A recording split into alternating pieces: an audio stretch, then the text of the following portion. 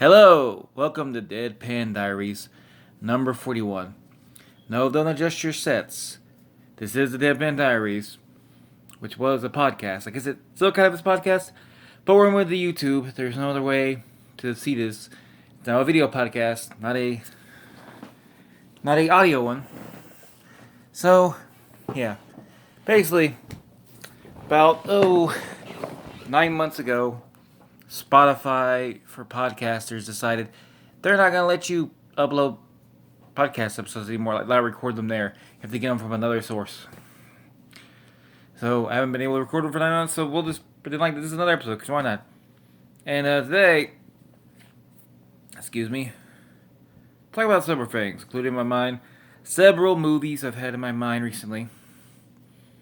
A couple I saw that you might not even know exist. So let's talk about one right now. First one, Street Fighter 2, the animated movie.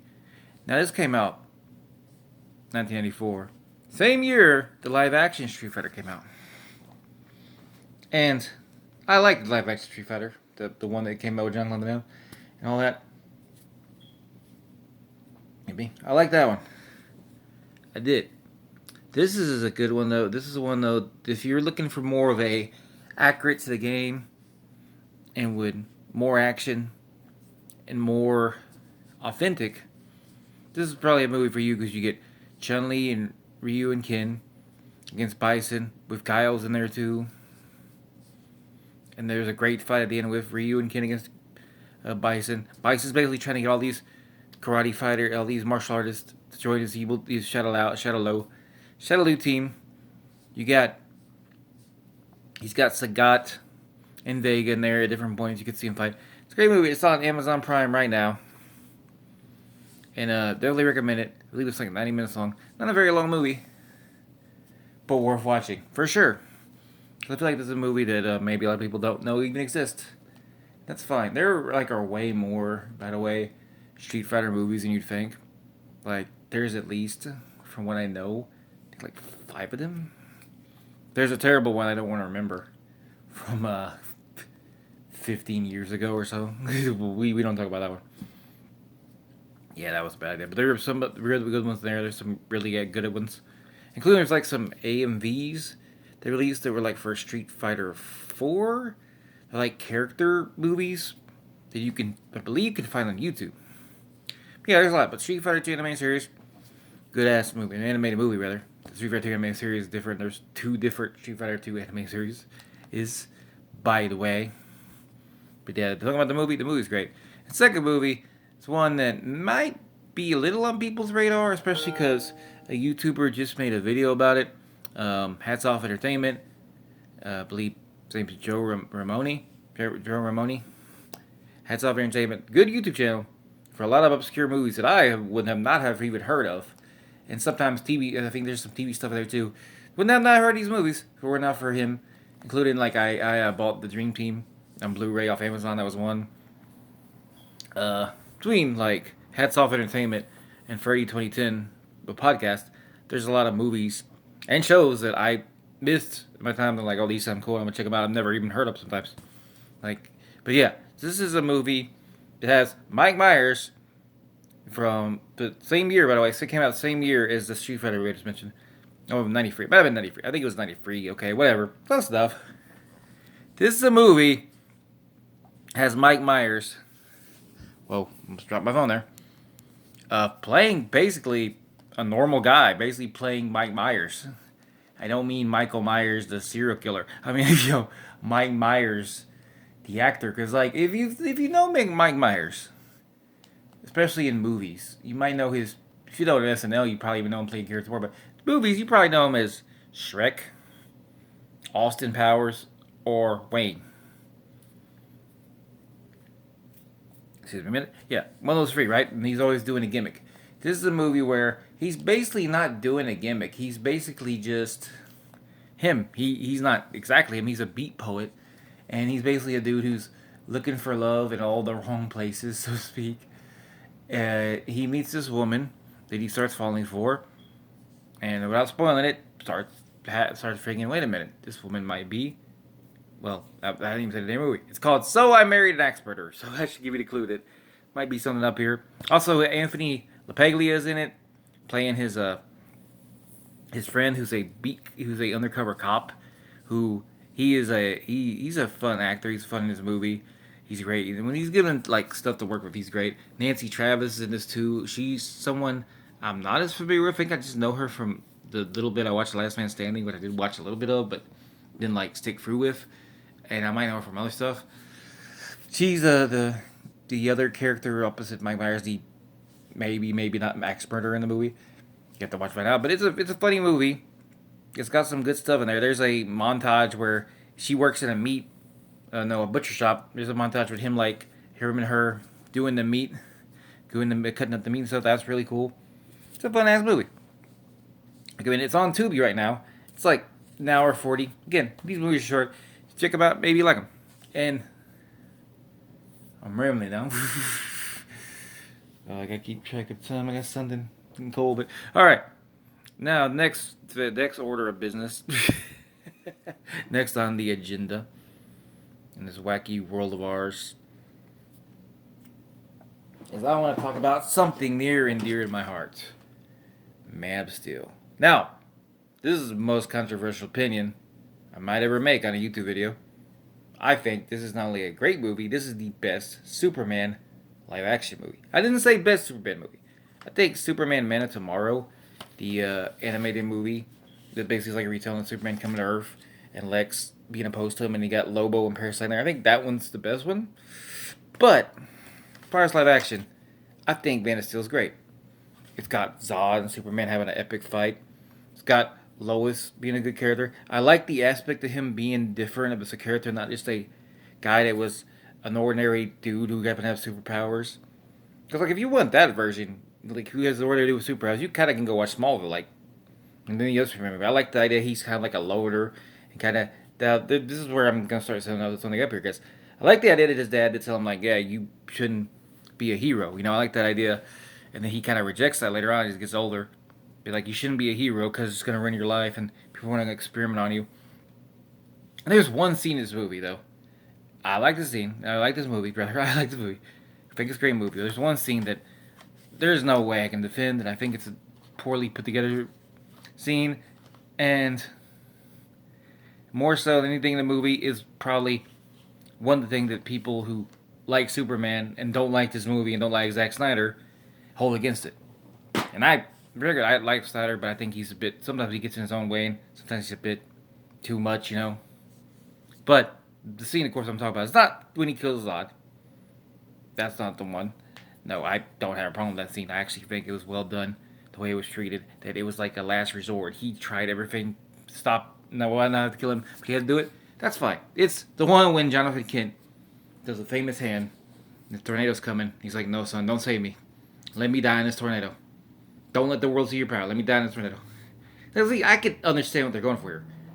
He'd rather die and have his safe, like protect his son, his son's secret, than, you know, have him, save his life, and then maybe ruin his son's life. But it's done so ham-fisted is the word I'm looking for. Ham-fisted. That's so ham-fisted. It's like, what are we doing here? What world would Superman watch his dad die in a tornado and just stand there, you know? And Smallville has a scene where when Jonathan Kent dies in Smallville, he does die to protect Clark's secret. We just don't know that yet. But it's when, like, he's fighting Lionel Luthor. He's fighting Lionel Luthor. And spoilers for Smallville. He's fighting Lionel Luthor, right? He's fighting Lionel. And as he's fighting Lionel, he's starting to get, like, heart problems. He has these, like, the little cap with the red pills you've probably seen in movies before. He's trying to get those. And before this, Lionel shows him, like, because he got elected to the Senate, he's like, well, you're going to work for me now. He's like, why would I do that? And he, like, shows him a paper. We don't know what the paper is yet. And he starts beating the shit out of Lionel. He's like, you threatened my family for the last time, Lionel. Like, there's a lot of stuff built up. It's like season 5. A lot of stuff is built up with Lionel throughout the show. And Lionel and Jonathan Kent don't like each other. It's a whole thing. But there's lots of reasons for it. But he eventually he starts having a heart attack, and he can't reach his red pills. He can't find them, and he dies there. And as he does, we see him like on the ground. He's in. We see Lionel hand reach over and pick up the paper because the paper fell too, and that's how you know he has the paper. Then we eventually, later he's gonna find out. We already kind of know as viewers at this point. They revealed that he did know Clark had powers through another episode's whole thing. But that's kind of we found out what that paper was a little later. But that way he did die for his son to protect the secret, but it wasn't done in a ham-fisted way. Hell, it was done in a great way. He beat the shit out of Lionel Luthor and only died because he had a heart attack. Now, in Man of Steel, I feel like you could have done the thing of like you want to set up that Jonathan Kent doesn't want Clark to save him because he's gonna ruin his life. He thinks people are gonna see him using his powers. Well, I think what you could have done is you could have had, and keep in mind, this is if you want Jonathan Kent to also die as a result of the tornado. Have Clark like find a way, like maybe he runs like the other direction for where there are, so people can't see him. Runs around the other way and tries to get in the tornado, so people don't see him. What I would have him do is he gets the tornado, have him do the tornado, have his dad in it, and he tries to reach him, but because he's not as used to using his powers yet, he gets flung from the tornado. He tries to reach him, and he can't do it. And he lands like, in Arkansas or some shit, something like that. And then you have the thing of that Clark broke his dad's word to try to save his life and failed, so it gives him even more reason to be more of a loner. That he still wants to save people, but he doesn't want to connect with people to know about what he is and what he can do. See what I'm saying? You see what I mean? Like, I feel like that would be a better way to do this. Because as it looks right now, unless Jonathan Kent is supposed to be suicidal, this seed is ridiculous, It's fucking trash. It's the biggest trash in the whole damn movie. It's trash. And, yeah, I don't know. Now I'm kind of rambling. I don't know what else I'm going to talk about here. I could talk for another 20 minutes. I have no idea what to talk about. And, yeah, you might know there's a different location here, too. I'm not, like, looking at the TV. I just felt like doing it here. Kind of sitting and chilling. Really, I probably would have been better off camera now that I think about it, but yeah, I didn't think about it at the time. Apparently, tomorrow The Rock's supposed to be on SmackDown. He's the final boss. Is gonna fuck up somebody's day. A lot of people want Rock and Cena free. I don't really want it, but if you're gonna make it, don't make it some bullshit that Rock's gonna win the title and then Cena's gonna win the Chamber. That's stupid, dude. Like, that's a fuck you to Cody. Like, Cody's reign has been a little lackluster. Partially because they're spamming Solo Sikoa title defenses. Like, fuck with. Like, he spent half the fucking reign feuding with the Neo Bloodline, Which also should have been the name for that group, by the way. A way better name. And, like, other than Jacob Fatu, like, what is even the point of that? Like, there was no reason to spam it this much. It did have the added consequence of Kevin Owens turning heel, but also being justified in the feud with them. But, like, other than that, like, this is just, like, you should have been past this, And if you do this where it's like Rock wins the title from Cody, and then just faces Cena, well, why, So what sense did it even make? Cena has beaten The Rock. He just lost a decade ago. Why would an older, slower Rocky even be that much of a threat to him? You know what I mean? Like, I'm thinking realistic. I understand wrestling. Maybe, he got some crazy training. He, like, became Ultra Instinct Rocky. I'm just saying, I don't think it'd be that good a match. I feel like Rock hasn't worked a singles match in, like, how long? Fuck's sake, probably the last time that piece of shit was president before and fucked everything up. If you can even call that a singles match. I think that was a squash match one. So you gotta go back even deeper. You gotta go, like, fuck. 2013-ish? Yeah, I ain't fucking with this. I think it's a dumb idea. But we'll see, if I'm putting Rock, it would be to make the most sense, but they won't do it. If, like, you had Rock and Jacob Fatu one-on-one in Mania, if you set that up somehow and Rock just puts him over.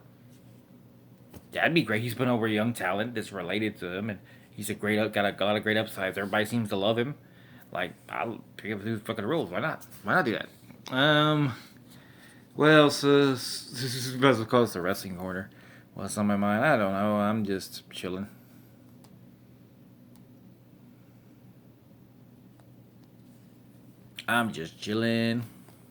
See what's on the old YouTube if I have some ideas up in here. You know, I wish there was more YouTubers who like would watch commercials and put their own little comments. Like I did that a little bit. I dabbled in that a little bit, but it's like one of those things where it's like somebody who can edit and actually put the commercials in the video and have them not put to the screen. That's better than me doing it. And I want to see more people talk about it because you know not a lot of people talk about like weird commercials and whatnot.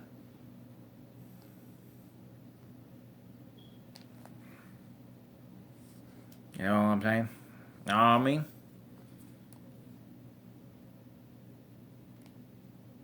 Hopefully you're staying warm. We got some serious cold weather around these parts right now. And hopefully, if you have that, you're nice and bundled up and warm. You know, keeping the warm.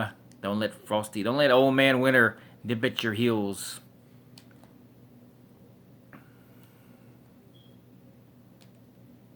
Yeah.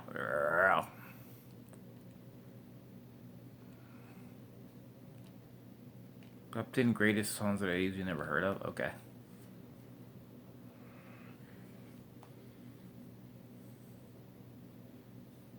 I kind of want to play some of these songs, but I don't know if I'd get hit with a copyright, so I'll just grab some of these divorced dad. Oh, what is this? Divorced dad anthems.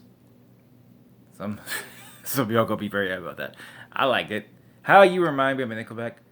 I I feel like never in or hadn't. No, was it? So, never was it never again? Never again. Yeah, that one. I feel like that'd be the worst dad album because it's talking about literally fighting an abusive stepdad, basically. Maybe that's not quite the right thing. Not the worst dad, but yeah. How You Remind Me feels more like a forlorn interstate love song. I don't really feel that's the worst dad album. That feels more like you just chilling. I don't know. This thoughts breaks the. Wait, why is okay? I guess I forgot Eminem's in the break stuff video. Break stuff isn't the worst that album. That's like the everybody's fucking pissed album. That's the 2025 album. Fuck that shit. That's our album now. Give me some Drake. Just one of those days where you don't want to wake up. Everything is fucked. Everything sucks. I mean, real. Let's keep it real. That's the fucking half of the year. Creed, can you take me higher? That's the stoner anthem. What the fuck?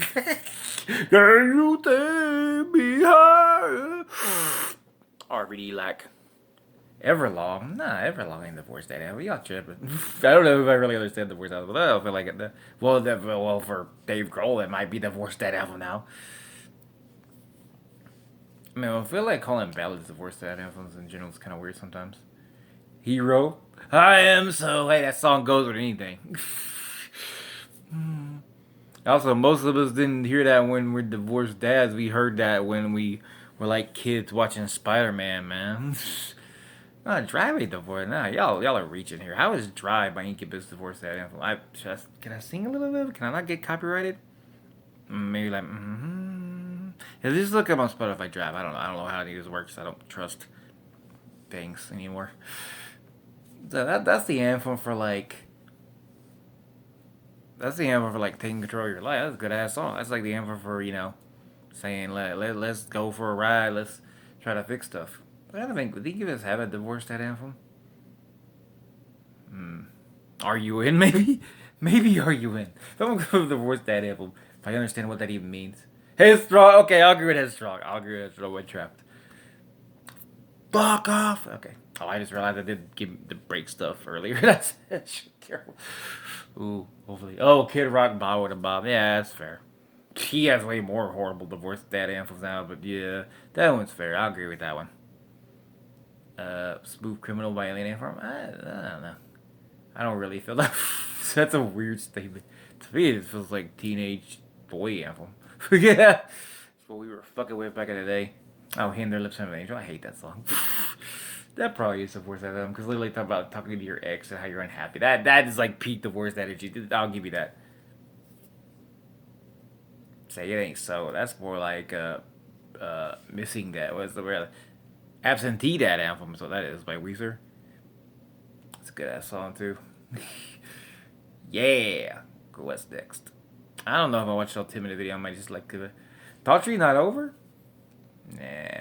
I disagree. Daughtry is not over. It's not a Divorce that anthem. That's a cool. That'd be the unrequited romance anthem. I mean, you could say Daughtry looks like a divorced dad. He also looks like Christopher Daniels, but anyway. Oh, Life is a Highway. Nah, that ain't divorced dad. I disagree. That's just a good jam. The Tom Cochran version, not the Rascal Flats. Fuck the Rascal Flats. Motherfucking maggots. Tom, we only respect Tom Cochran, the Canadian Songwriter Hall of Fame guy over here. Even if I didn't even know much about him until like a month or two ago. Even Flo being a that Pearl Jam, even Flo, nah, I don't see that. That's just a weird reach there. I don't really understand that at all. That's like the '90s teen anthem. Was he in the Jar? Maybe or Metallica? Maybe I can see that one. I feel like there's probably another Metallica song you put there. Say it angry, oh, yeah, I'll go keep singing. Californication, Red Hot Chili Peppers. Nah, that's not a bad anthem. That's become the stupid trooper anthem now. You got dumbass troopers making TikToks like, they're doing like the meme, fucking point meme, but it's them pointing to this shit like, they said a girl from Sweden dreams of silver screen aspirations. They show Greta Thunberg like, she's not an actor. The line in the song is about another actor from Sweden from like the 40s, by the way. People so dumb, man. These troopers think they're on the cutting edge of shit, and they're like so fucking behind. Oh, here if I can see "Here Without You" by Freedom Zone being a dad anthem. Speaking of bands that suck, well, the band's cool. They got a really good song, but fuck this band, motherfuckers. Screw you guys. You suck. It's been a while. Okay, I'll agree with Stain. It's been a while. That's a dad anthem. Divorce dad. It's been a while. Seems no, there you go, singing again. I'm probably still doing it. Beastie Boys Sabotage. I don't know if I feel that one. That's a weird reach. I don't know what that would actually be. C for Remedy. Alright. I could see C for Remedy being a divorce that anthem. The wings will get you high. There I go again. Oh, wait, I was to get higher too. What the hell? I did the RBD films and everything. Hanging by a Moan by Lifehouse?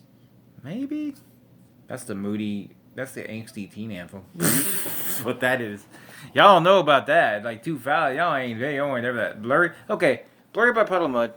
I still think it's fantastic. But that basically has to be the first that album because the video is literally him with his kid in the video. So, yeah, that's the count. Like, come on. You know what? This is fun. Let's switch to something else here. I might do like 5 more minutes here. I don't know. This is alright.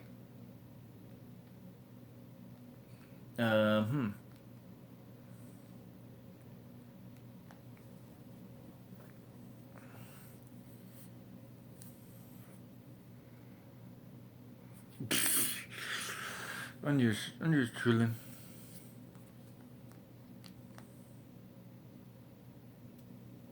I don't know what else I'm gonna say. Other movies. I watched like 2 movies earlier. Now that I think about it, well, technically 3 if we're going by like.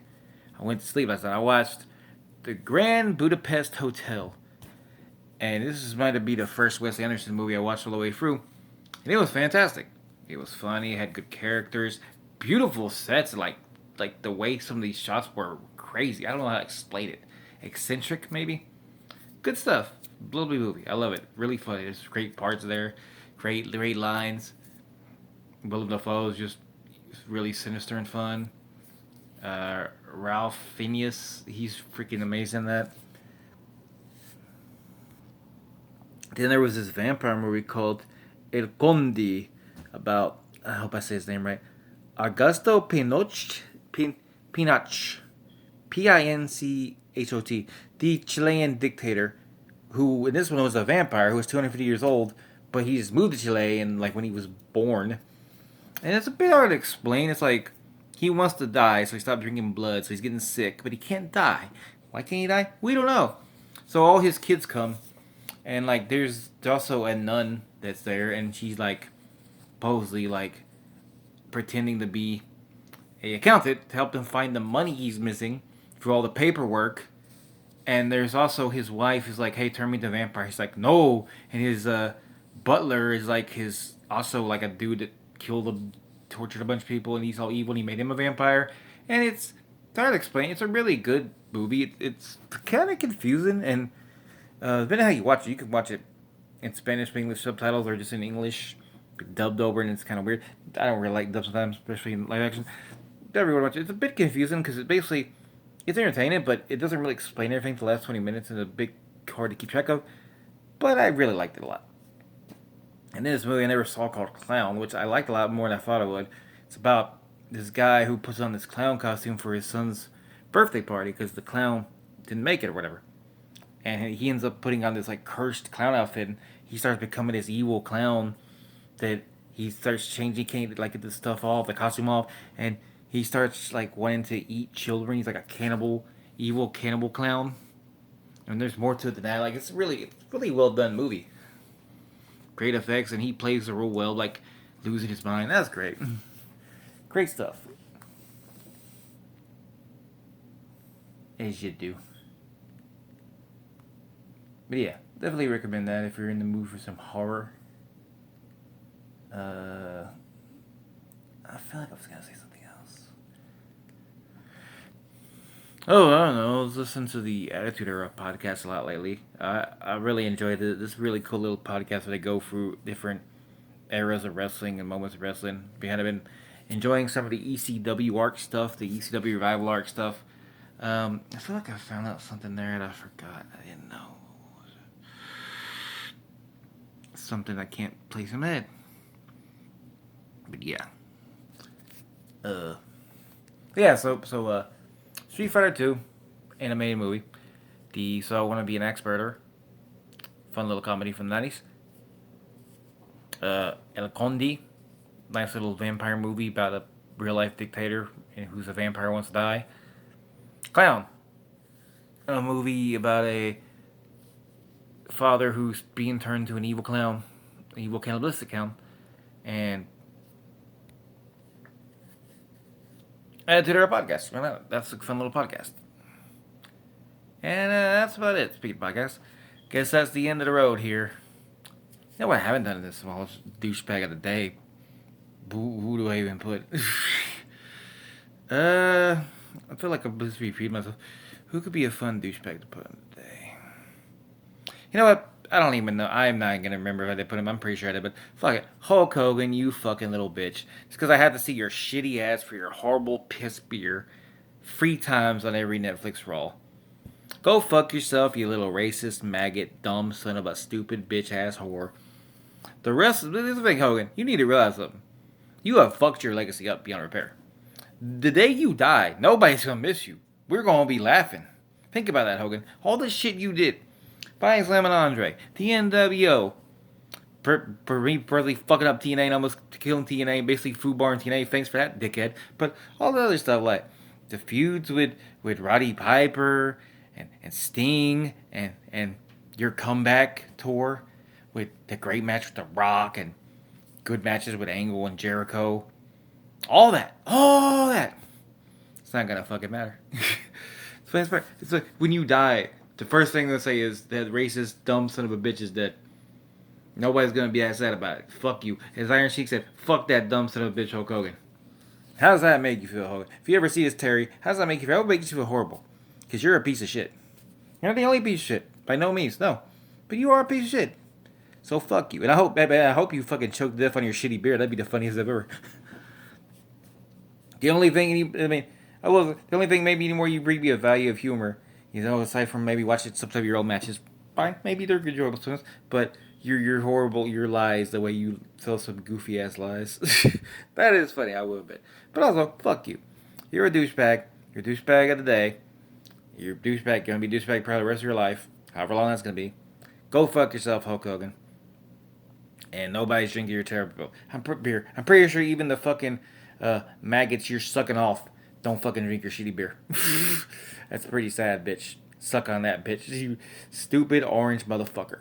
But other than that, if you're not Hogan, and if you're not a maggot or a dumb fuck or a racist or homophobe, transphobe, misogynist, sexist, or whatever, if you're just a cool person, a cool guy, if you will, just chilling, and you're having a good time, hopefully stay warm, Thanks for watching the episode. Have a great day.